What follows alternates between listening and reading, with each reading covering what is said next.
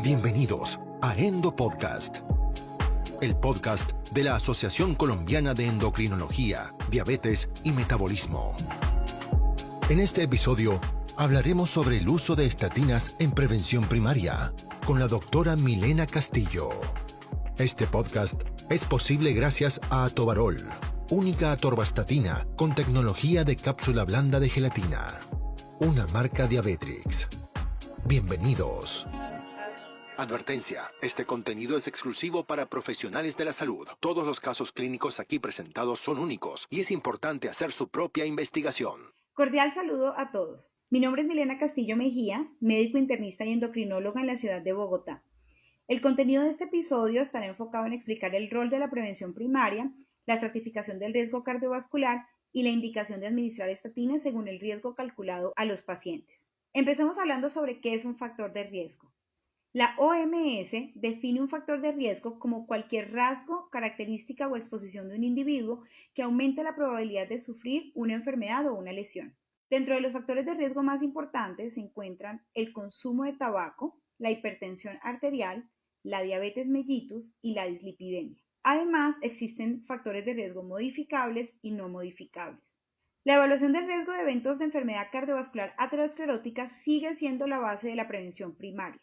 Aunque todos los pacientes deben ser impulsados a seguir un estilo de vida saludable, estimar el riesgo absoluto de enfermedad cardiovascular aterosclerótica a 10 años es utilizado para orientar la toma de decisiones para muchas intervenciones de prevención, como lo es el manejo de los lípidos y la presión arterial. También permite planear la intensidad de las intervenciones preventivas basadas en el riesgo del paciente para maximizar el beneficio anticipado y evitar el daño potencial sobre el tratamiento.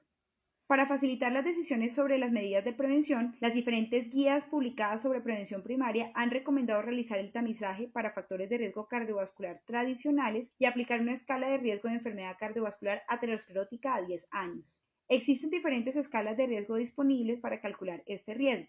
Escalas como el Framingham y la escala de SCORE, utilizada ampliamente en Europa, que evalúa la mortalidad coronaria, el Q-RISK, la ASCVD del Colegio Americano de Cardiología y el score de riesgo de Reynolds, entre otros. Es importante realizar la estratificación del riesgo cardiovascular. Según las guías de la AJA, los adultos entre 40 y 75 años de edad se les debe evaluar los factores de riesgo tradicionales, como son el uso de tabaco, historia de lípidos, la historia familiar de enfermedad aterosclerótica prematura, la hipertensión arterial, la diabetes mellitus tipo 2, enfermedades inflamatorias crónicas como la artritis reumatoidea y la psoriasis, y se les debe aplicar una escala de riesgo cardiovascular a 10 años. Idealmente se debe aplicar una herramienta de predicción de riesgo cardiovascular que esté validada para cada población con características similares al paciente que está siendo evaluado. En Colombia, se recomienda utilizar el Framingham validado para Colombia, el cual indica el riesgo de eventos coronarios como son infarto del miocardio y mortalidad coronaria a 10 años. Esta escala de riesgo validada fue publicada en el año 2015. Se estudió una población de pacientes en el Hospital Militar y se tradujo en una guía de práctica clínica para la prevención, detección temprana, diagnóstico, tratamiento y seguimiento de la dislipidemia en la población mayor de 18 años en Colombia. En la escala de riesgo Framingham original se utilizan variables de pacientes como son la edad, el colesterol HDL, el colesterol total, la presión arterial sistólica y el tabaquismo. A cada variable se le da un puntaje. El puntaje nos indica el riesgo de infarto y de mortalidad coronaria a 10 años. Para hacer la validación en la población colombiana, este puntaje se multiplica por 0.75, el cual es un factor de corrección. Es decir, que si un paciente tiene un puntaje de riesgo a 10 años del 10%, este valor al multiplicarse por 0.75 daría un riesgo de 7.5% a 10 años. Está escuchando Endo Podcast, el podcast de la Asociación Colombiana de Endocrinología, Diabetes y Metabolismo. Síganos en Instagram, @aceendocrino, y envíenos los temas que quisiera que presentemos en este espacio digital. A pesar de que existen diferencias leves entre las guías de varias sociedades científicas, casi todas son similares en la meta de las terapias preventivas en estimar el riesgo absoluto del paciente a 10 años. Los pacientes con un riesgo mayor al 20% se les recomienda dar tratamiento con estatinas con una meta de LDL menor a 55 miligramos sobre decilitros. Asimismo, los pacientes con un LDL mayor a 190 miligramos sobre decilitros no requieren realización de escala de riesgo a 10 años y se les indica terapia con estatinas de alta intensidad al momento de ser identificados. De la misma manera, se considera los pacientes diabéticos entre los 40 y 75 años de edad a los cuales se le debe iniciar tratamiento con estatinas de moderada intensidad.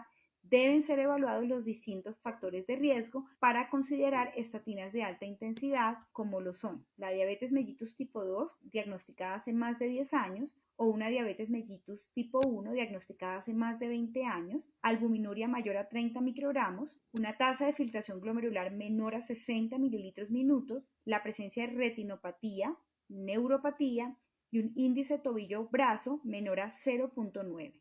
En aquellos pacientes asintomáticos entre los 40 y los 75 años de edad con un colesterol LDL entre los 70 y los 190 miligramos sobre decilitros, sin diabetes mellitus, se debe realizar una estratificación de riesgo. Según las guías de la Asociación Americana de Cardiología, AHA, y del Colegio Americano de Cardiología, la estratificación para el riesgo de enfermedad cardiovascular aterosclerótica se debe realizar de la siguiente manera.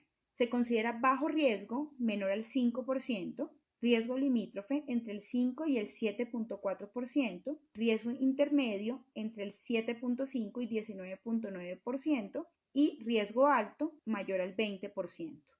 Se recomienda que para pacientes con riesgo limítrofe, es decir, entre el 5 y el 7.5%, y riesgo intermedio entre el 7.5 y el 20%, se puedan considerar otros factores de riesgo adicionales que se usan para tomar la decisión de dar terapia farmacológica con estatinas. Dentro de los factores de riesgo importantes para tener en cuenta están la historia familiar de enfermedad cardiovascular aterosclerótica prematura, enfermedades inflamatorias crónicas como la artritis reumatoidea, el lupus, el VIH, entre otros, antecedente de preeclampsia y de parto pretérmino, la menopausia temprana, disfunción eréctil, enfermedad renal crónica, síndrome metabólico, marcadores inflamatorios elevados, como son una proteína C reactiva de alta sensibilidad, mayor a 2 miligramos litro, biomarcadores lipídicos elevados, como es la ApoB, mayor a 130 miligramos sobre decilitros, y la lipoproteína A, mayor a 50 miligramos sobre decilitros. Si al evaluar estos factores de riesgo mencionados todavía hay incertidumbre sobre la confiabilidad de la estimación del riesgo para las personas en las categorías de riesgo intermedio o limítrofe,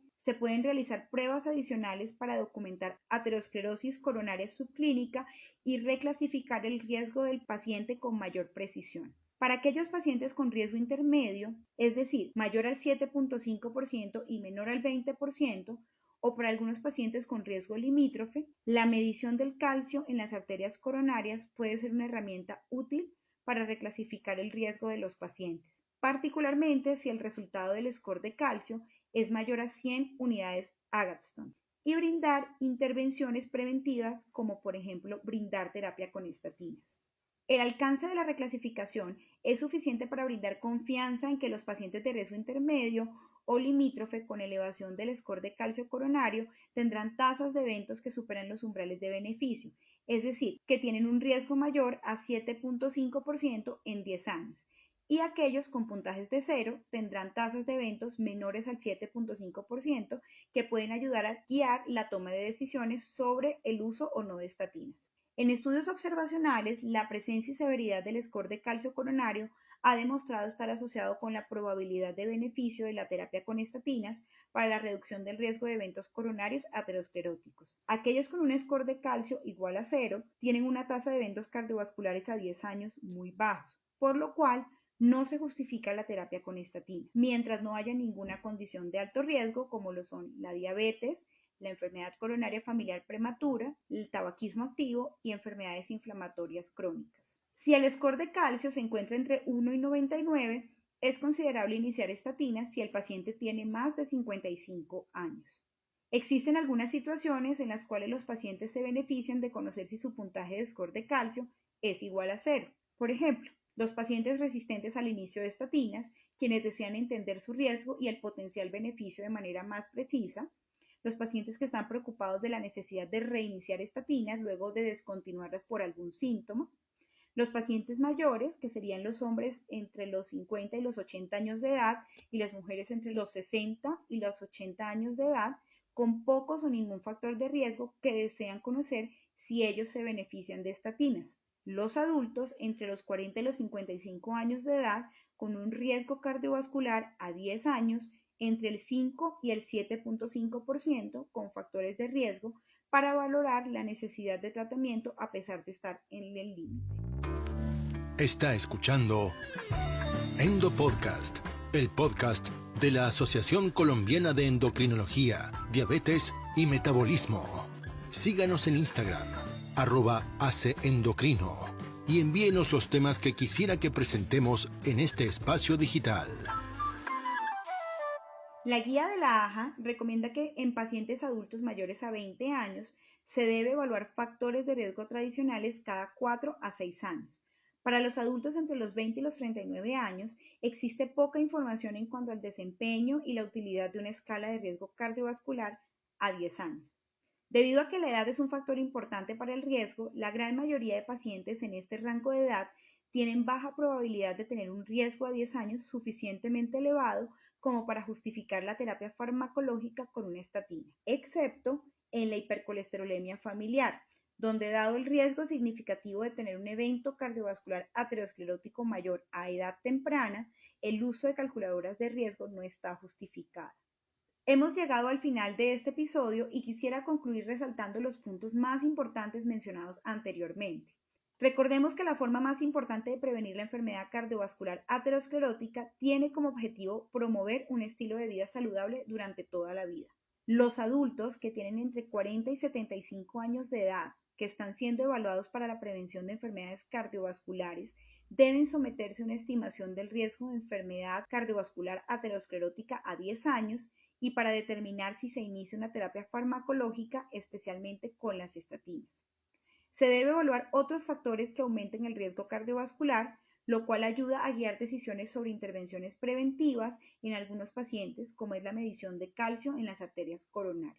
La terapia con estatinas es el tratamiento de primera línea para la prevención primaria en pacientes con colesterol LDL mayor a 190 miligramos sobre decilitros, pacientes con diabetes mellitus entre 40 y 75 años de edad y aquellos con aumento del riesgo de eventos cardiovasculares ateroscleróticos que justifiquen el inicio de la terapia. Fue un gusto acompañarlos en esta ocasión. Estén atentos en los siguientes episodios donde continuaremos hablando sobre riesgo cardiovascular. Recuerden que estuvo con ustedes Milena Castillo Mejía. Hasta la próxima. Esto fue Endo Podcast. Los invitamos a conocer más contenidos en la web www.endopodcast.org y suscríbase al newsletter.